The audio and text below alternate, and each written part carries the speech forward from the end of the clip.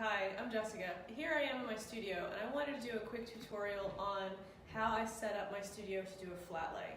So what I have here is, this is my Manfrotto 190 Go tripod, and I just recently found out that I can extend the arm so that it goes all the way out and I can shoot directly down onto my floor. And in the corner here I have my strobe, which is an Alien Bees 800 strobe, and I have a small octobox on it. And I prefer to have the light coming in at a diagonal. So I have it sitting at this far corner and it's shooting in this direction here so that the light is more directional as opposed to having it to the side or to the front.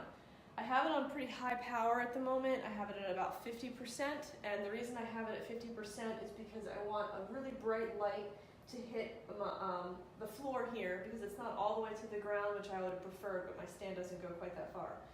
But I want to have it at a really high power because my camera settings are at an ISO 100 and an f-stop of f13 or f14, so that everything that's laying on the ground will be in focus.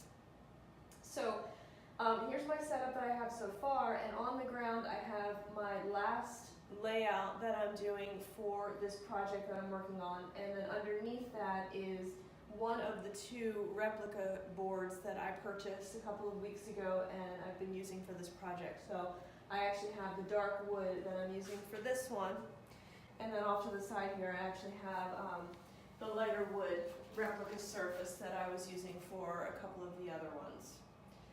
And off to the side here I have a very large reflector. This I use mostly for portraits, but it works for flat lays as well. And I have a couple other strobes in the room, like this one right here behind me, but I'm not using it. I don't want to use additional light for this. I just want to have my one directional light and my reflector to reflect the light back so I don't get too many shadows. Now, I have the lights on in this room right now, but I'm going to turn them off because I don't want to have any additional ambient light conflicting with my one strobe that I'm using, so I'm going to turn that off now. Okay, so I've turned the light off in this room. It's a little bit darker, and I also wanted to show one more thing that I have used a couple of times for flat lay, and this is the inside of a reflector that I've used for outside shooting for reflectors for portraits. However, I took the outside cover off, and the inside is really just something that I have used to soften the light. So you can put it in front of your strobe to make it a little less harsh, and it works to just make the light a little softer since I'm just using the one light on pretty high power. But for this particular layout that I'm doing down here, I don't think I'm going to need it, so I'm just going to put it away, but I just wanted to show you what it was. This is the back of my camera. I'm using live view here so that I can see what I'm shooting. I have the flip out screen tilted up a little bit so that I can see exactly what I'm looking at. This is the Sony a7 III camera with the Tamron 28-75 lens. I'm using this combination because I just got both of them, and honestly I'm just trying to learn them. And honestly it works really well in my studio. So I'm going to go ahead and take a photo here and add in my reflector, and I'll show you exactly how I shoot this.